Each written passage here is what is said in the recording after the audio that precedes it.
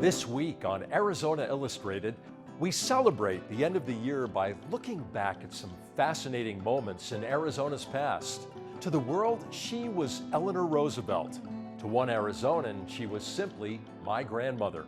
Arizona's 5 C's: copper, cattle, cotton, citrus, and climate. 100 years ago this week, Prohibition began in Arizona. And a look back at a Tucson tragedy, the Pioneer Hotel fire, from the vault.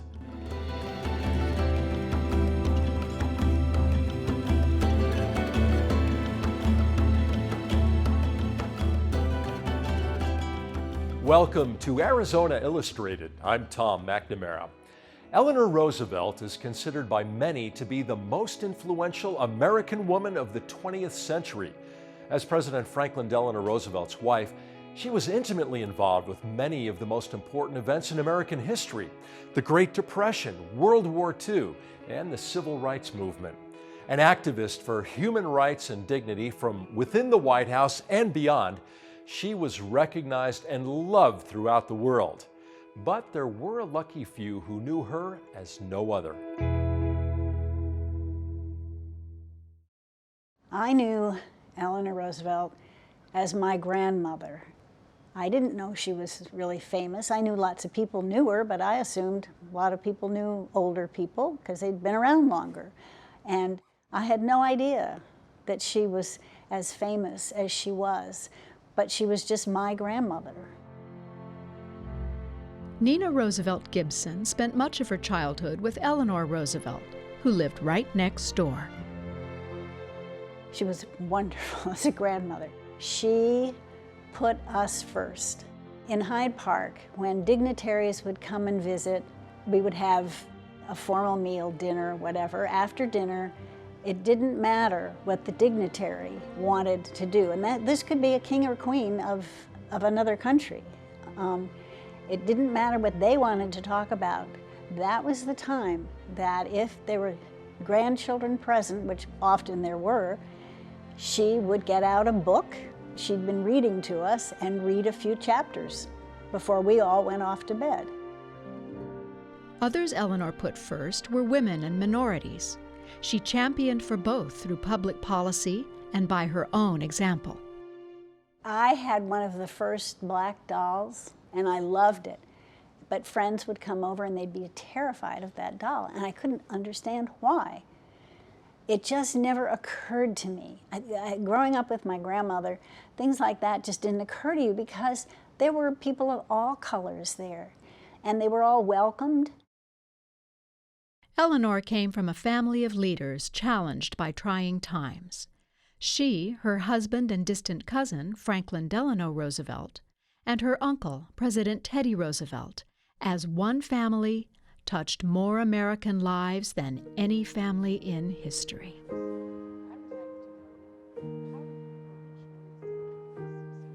Eleanor Roosevelt had been her husband's liberal conscience, always urging him to do what she saw as the right thing. During her last years, she served her country and her party in the same role. Over the next decade, she continued her work on behalf of civil rights, championing integration of the armed forces, applauding the integration of the schools, publicizing instances of discrimination, supporting the Freedom Riders, and ignoring the death threats that never stopped coming her way. Nina recalls that while Eleanor never showed it publicly, these battles took their toll. My grandmother used to go into the bathroom and turn on the faucet and have a cry, and then turn off the faucet, wipe her face, and come out, and she was going forward. And she taught me to do the same thing when I was little. Nina grew up in one of the most famous families in America. Yet in some ways, her childhood was similar to that of many children of the era, especially at family meals with her uncles. And at dinner time, we heard a lot of conversations, many of which went right over our heads. My father at that time was the only Republican, and the others were still Democrats. So we had booming discussions between the brothers and my father at the dinner table, arguing back and forth. And as children, we picked up quite a bit of what they were saying. We didn't really understand it all, but we were never sort of pushed away from any kind of conversation. We rarely talked about FDR in the past. So when I was in college, I took a course on FDR and the New Deal. As a delegate to the United Nations and chairperson of the Human Rights Commission, Eleanor Roosevelt gave speeches throughout the world. At times, Nina accompanied her grandmother. On one especially enlightening trip to Isfahan, Iran, they came upon a beggar outside a hut by the side of the road. We stopped, as other visitors did, and we got out of the car, and we went over, and we were talking to the man, and we had interpreters.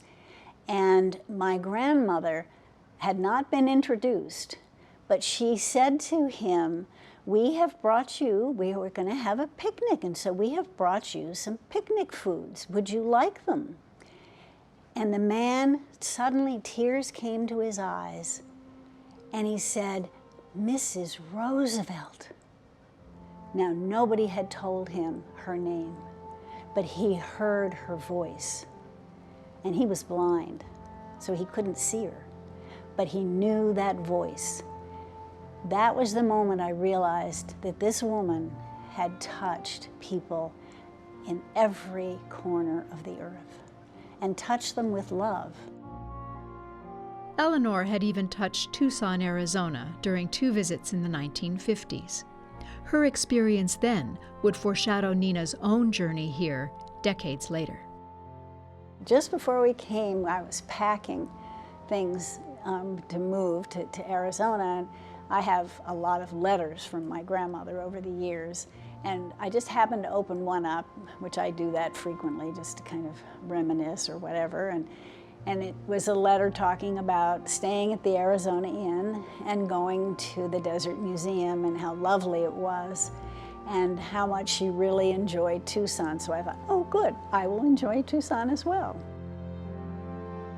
Eleanor Roosevelt passed away in 1962, shortly after celebrating her 78th birthday, with a party for children only.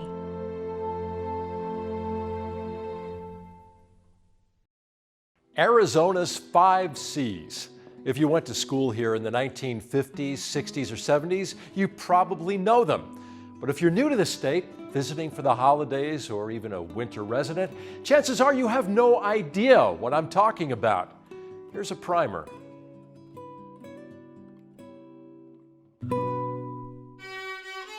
There was a time when every Arizonan learned the 5 C's in elementary school. Now most Arizonans of any age can't name all 5 despite their importance to Arizona's heritage. Cattle, copper, citrus, cotton, and climate. It's really funny about naming the 5 C's because they're pretty obvious to a native Arizonan, I think, who's been here for a long time.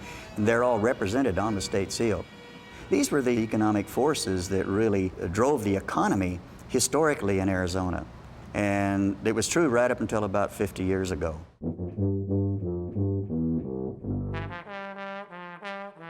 Some would argue that the settlement of modern Arizona all started with mining.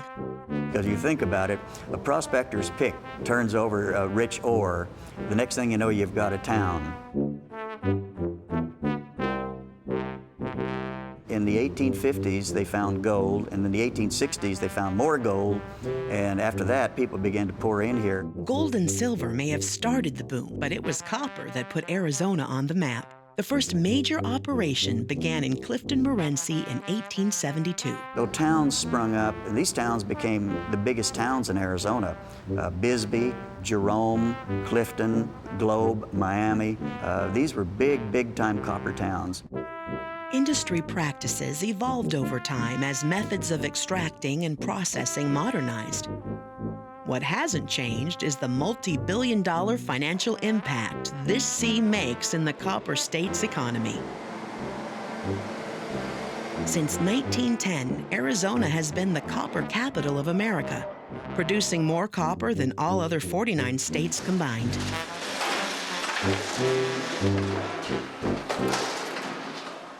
Copper lay beneath the Arizona soil awaiting discovery, but cattle arrived in the state one hoof at a time. Father Kino herded cattle into the Santa Cruz Valley, now southern Arizona, for the O'odham. And Spaniards established the first Hispanic ranches in the area in the 1600s. Another thing that really contributed to the cattle industry and the Arizona economy was during the Apache Wars, when 20% of the United States Army was stationed in Arizona. So the cattle industry really thrived on providing cattle, not only for the military posts and the mining towns, but for the reservations. Open-range cattle grazing appeared in northern Arizona after the completion of the Santa Fe Railroad. Gradually, ranchers across the state fenced in the open range or transitioned to large feeder lots. Despite the sale of large tracts of ranch land to developers, beef remains the state's leading agricultural product. Arizona produces enough beef annually to feed over 4.6 million Americans. And the state's dairy industry produces over 3 billion pounds of milk a year.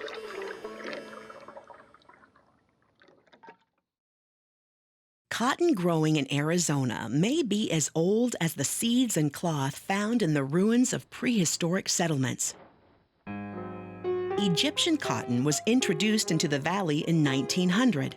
Yuma cotton became the first commercial cotton grown in Arizona a decade later. During World War I, an embargo was placed on Egypt, the main supplier of industrial-strength cotton, which was needed for airplane wings, tires, and dirigibles. Arizona's Pima cotton filled the bill. The Goodyear Tire and Rubber Company pioneered the conversion of desert to irrigated farmland. By 1920, there were almost 230,000 acres of cotton in the state. And in 1953, the state reached an all-time high of 690,000 acres. There was a time in World War I when you could buy a lot in a farm in Scottsdale, and you could pay off your mortgage with the first crop. When military contracts ended, the farmers suffered tremendous losses. Regardless, the cotton industry maintained its King Cotton moniker. Today, Arizona is third in the nation in producing Pima cotton and in the top 10 in producing upland cotton and cottonseed. However, like cattle, many of Arizona's fields have gone from cottony white to tile red, a byproduct of the state's population growth. Citrus came to Arizona from around the world. Initially, explorers brought lemons and oranges to the New World from China. Arizona's climate, with low frost, minimal high winds, and endless sunshine, was a natural greenhouse for high-quality citrus production. The history of citrus here in Arizona really begins in the Salt River Valley in the 1870s. They had begun to dig out those canals, and they finished a canal in the 1880s called the Arizona Canal, and it runs right through the heart of the valley today. And everything south of the canal became irrigable, and anything north of the canal was figured to be worthless desert land because the water didn't flow uphill.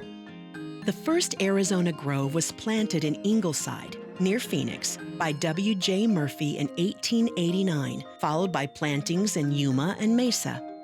Due to early distribution challenges, the industry did not take hold until 1928, when establishing the Arizona Citrus Growers Association eliminated many costly transportation problems. By 1935, there were 21,000 citrus acres. In 1995, 33,000 acres. Today, Arizona is second in the nation in production of lemons, third in the nation in tangerines, and in the top 10 in oranges and grapefruit.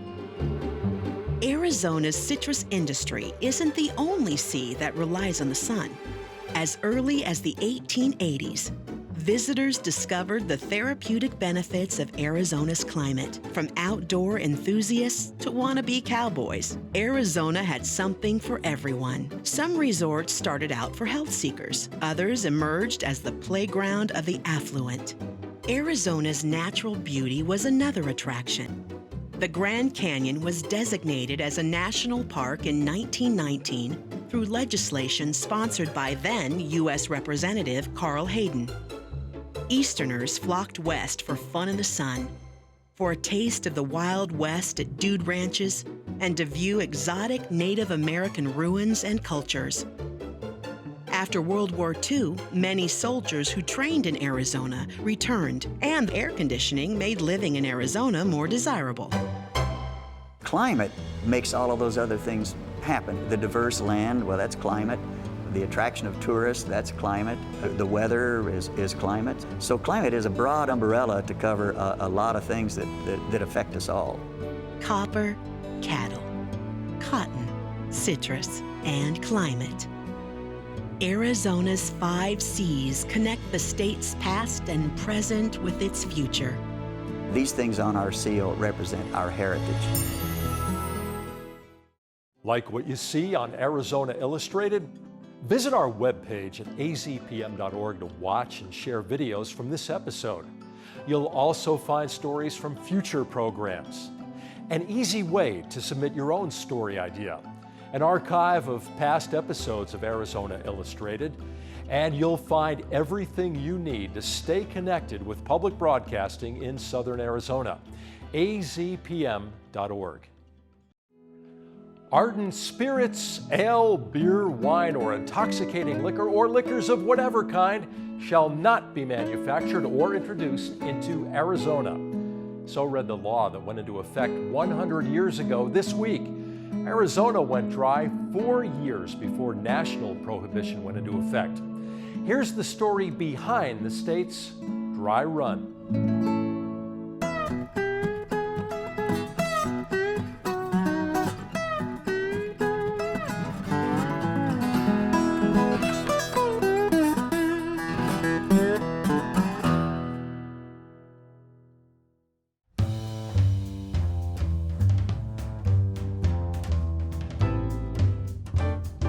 When Arizona first became a territory in 1863, the only thing about it that was dry was its deserts. The state's first brewery was built just a few years later. As arid states go, Arizona was pretty wet. Every town in Arizona, one of the first buildings built was usually a brewery. Basically, the water in each town was something that went bad.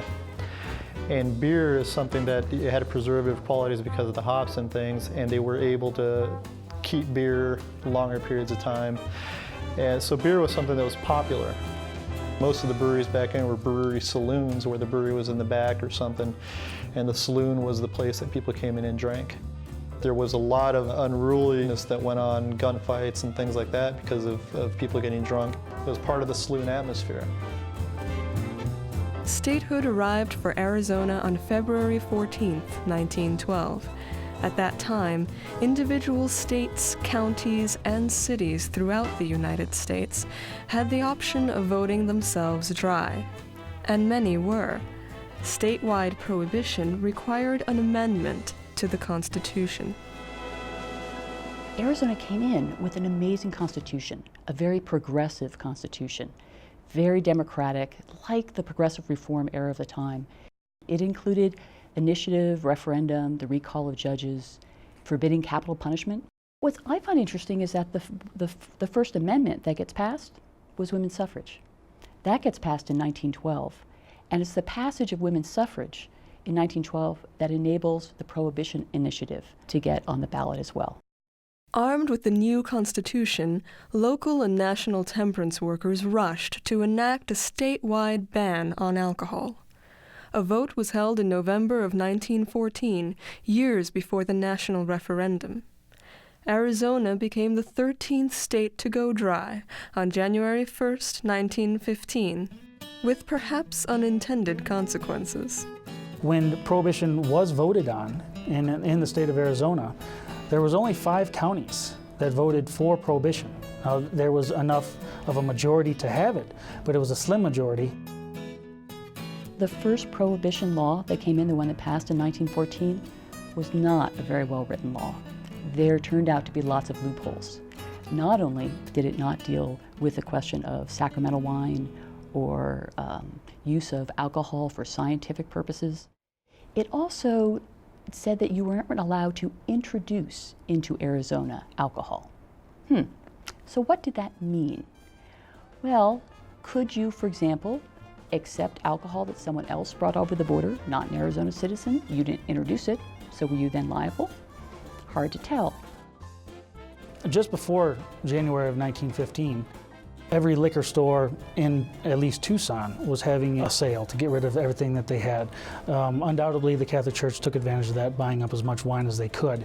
The self-proclaimed Prohibition expert in Arizona, a man by the name of Reinhardt, was famously quoted for saying the Catholics could use grape juice just like the rest of us. And that was not received very well. Local Catholics, as well as scientists from the Desert Laboratory at the University of Arizona, soon scrambled to find alcohol to conserve their laboratory specimens and preserve parishioners' souls. A different enterprise in particular suffered the most. Prohibition basically brought the brewing industry down its knees. Copper City Brewing Company chose to test the new law. And what they did is they found one of their agents to sell 1 bottle of beer at the stroke of midnight on January 1st, 1915, when Prohibition went into effect in Arizona. And immediately, John Merklin, which was the brewer, was arrested, and also the agent that sold the beer was arrested. Merklin was basically let go on his own recognizance, and the agent was basically put in a position where he had to fight to get out. So there were lots of challenges in the law in 1914 and also in 1915 around these issues. So much so that by 1916, they had put another initiative on the ballot, so that the Prohibition came up again for the vote in 1916. And there, it got a bigger majority because it dealt with all of these other issues. To many needing a legal drink, the closest place to go was south, to Mexico. So Prohibition rules and regulations in Sonora varied over the years. And as new governors came in to Sonora, some governors came into Sonora and set up Prohibition in their state. The next one would come in and take it down. So it was always a changing game in Mexico. It wasn't always clear when you could go and get a drink there, but it was the place to try and find alcohol, and there was a new tourist market in certain parts of Sonora as a result of national prohibition in the U.S. On January 17, 1920, the 18th Amendment to the U.S. Constitution officially prohibited the manufacture, consumption, and transportation of alcohol throughout the nation. But the new law didn't necessarily change old behaviors. People, of course, still drank in Arizona, despite the laws of Prohibition. Nationwide as well, Prohibition became to be seen as, for some people, as kind of like speed limits. We might think of speed limits today. They're the law, but you know, probably a lot of people have broken that law.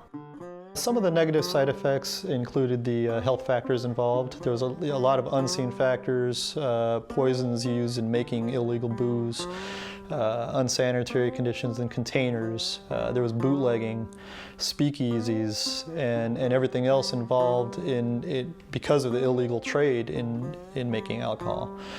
And it basically, it also led to experimenting with drugs and other things that were not as popular before Prohibition. And alcohol is a social drink. And a lot of times when people do prohibit something, people will find ways to go around it. Arizona's dry run came to an end in 1933. By a 3/4 majority, Arizona became the 21st state to vote for the nationwide repeal of Prohibition. There had been a lot of changes over the last 20 years, and so the passion of temperance had abated. by 1933. So you wouldn't see that type of strong push for temperance after that. But that's not to say that some of the issues raised by temperance aren't still part of our Arizona political scene. The issue about whether the state should regulate personal behavior, the relationship of the United States along the border, along economic ties continues. Local option versus national option, those resonate pretty mightily in politics today. So I think that some of the issues that are raised by this temperance story, the Prohibition story in Arizona, are ones that are still part of our landscape.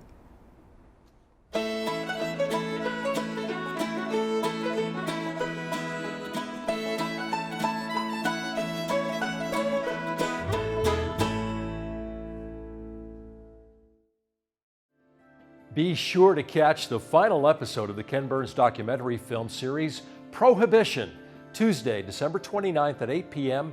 and Monday, January 4th at 1 p.m. on PBS 6. 45 years ago, in the midst of the holiday season, tragedy struck in downtown Tucson. The Pioneer Fire from the vault.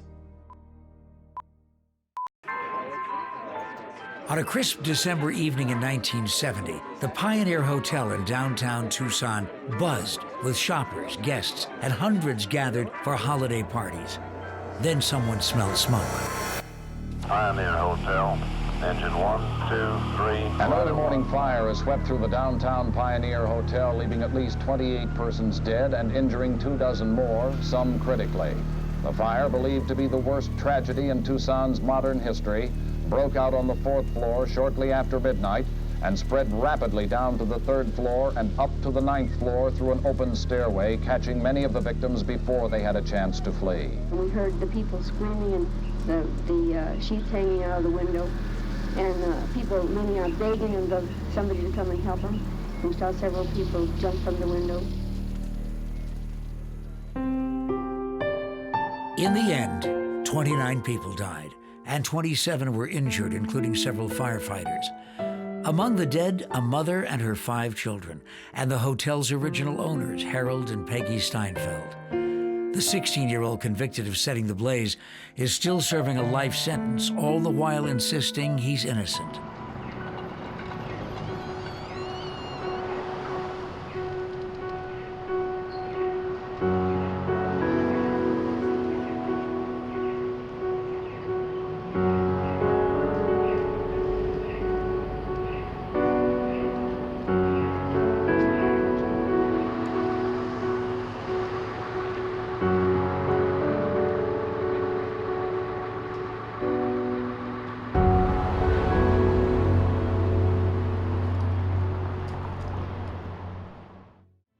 Thank you for joining us here on Arizona Illustrated.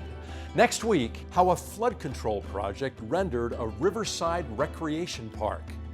Pitching social change in Tucson in 3 minutes or less. Art, life, a profile of local video artist Nika Kaiser. And dedicating Catalina State Park in 1983 from the vault. I'm Tom McNamara. See you next week.